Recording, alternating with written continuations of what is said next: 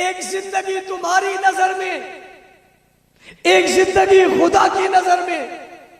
और मैं एक अजीब वाकया आपको सुनाने लगा हूं। हमारा साथी एक कराची में शहीद हो गया, उसका नाम था इजहारुल हक, और वो मौलाना शेखुल हदीस नूरुल हुदा साहब दामत पर रहमतुल्लाह अलैह का बेटा था। शहीद हो गया, दफन हो गया। कुछ अरसे बाद उसका कातिल मिल गया और कहा हमने इसका पोस्टमार्टम करना है, इजाजत हो तो हम इसकी कब्र खोल लें। कोई ऐसी बात नहीं बताने लगा जो बहुत पुराने जमाने की हो, ये करीब के जमाने की बात बता रहा हूं। उन्होंने कहा मौलाना साहब कब्र खोलेंगे, इजाजत है? उन्होंने कहा इजाजत है। कहा सोच लो, 6 महीने गुजर गए, कब्र की हालत बड़ी अजीब होती है, बदबू होती है, तहफ़्फ़ुज़ होता है, लिहाजा आप अगर कहो तो खोले वरना नहीं। उन्होंने कहा रे तुम किसकी बात करते हो, तुम कौन सी आम आदमी की कब्र खोलने लगे हो, तुम तो शहीद की कब्र खोलने लगे। इजाजत है खोलो। मैंने, इनके भाई हैं शमसुल हुदा शेखुल हदीस है वो भी, कुछ दिन कबल एक जगह हम जमा हो गए।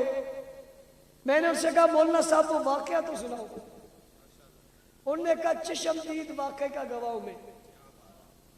हमने जब ये इजाजत दी और डॉक्टरों की टीम आ गई और कब्र खोलने वाले आए तो अपने साथ मास्क लेकर आए और उन्होंने कहा जैसे ही कब्र खोलेंगे भाग जाना, क्योंकि थोड़ी देर में तहफ़्फ़ुज़ और बदबू जब फैल जाएगी, पहले आ गई तो बेहोश हो जाओगे, लिहाजा कुछ वक्त गुजर जाएगा फिर आ जाना।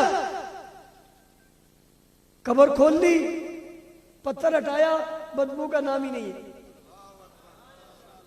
बल्कि खुशबू आ रही है।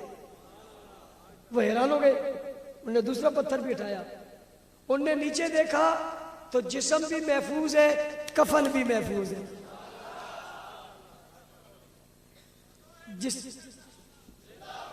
जिस्म भी महफूज है, कफन भी महफूज है।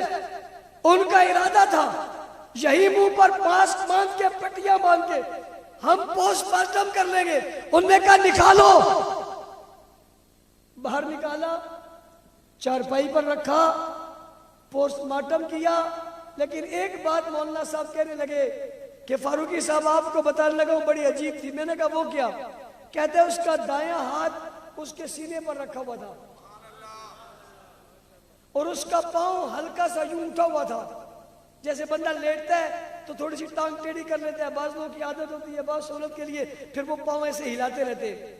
इस तर्ज पे वो पांव ऊपर को था। उनके भाई ने कहा कि हमने तो खुद कब्र में उतारा था। हम हैरान हो गए कि जब कब्र में उतारा था तो बिल्कुल सीधा था, हाथ इसके सीधे रखे हुए थे, पांव इसका सीधा था। ये क्या हो गया कि हाथ सीधे पर रखा हुआ है और पांव उठा हुआ है? हम हैरान हो गए, हम परेशान हो गए कि ये क्या है। मैंने कहा मौलाना साहब अगर मुझे तजज़िये और तबसरे की इजाजत दो तो मैं कर दूं। उन्होंने कहा आपको इजाजत है। मैंने कहा असल में हुआ यूं था कि फरिश्ते पूछने आए थे तू कौन है। फरिश्ते पूछने आए थे तू कौन है। इसने दायां हाथ उठाया था, सीने पर रख कर कहा था मैं सिपाही साहब हूं।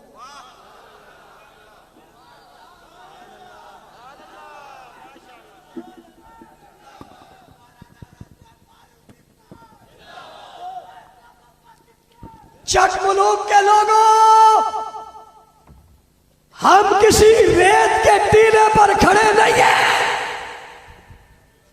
हम जिस नजरिए पर खड़े, ये कोई गुमनाम और गुमराही वाला नहीं है। ये इतना खूबसूरत है, कब्रों में उतर जाओ फिर भी पता चलता है इनकी कब्रों की खुशबुएं बताती है ये खुद भी खुशबू वाले हैं, इनका नजरिया भी खुशबू। मौलाना साहब कहने लगे कुछ वक्त के बाद मुझे उसके जेल का साथी मिला, उस इजहार शहीद का। उसने मुझे कहा कि यार उसकी कब्र की बात सुनाओ। तो मैंने उसको बताया कि यूं हाथ उसका सीने पर था और टांग यूं करके लेटा हुआ था। उसने कहा कि मौलाना साहब, जो बात आप बता रहे हो मैं आपको बता रहा हूं, इजहार शहीद का जेल में सोने का स्टाइल ही ये था। नारे तकबीर।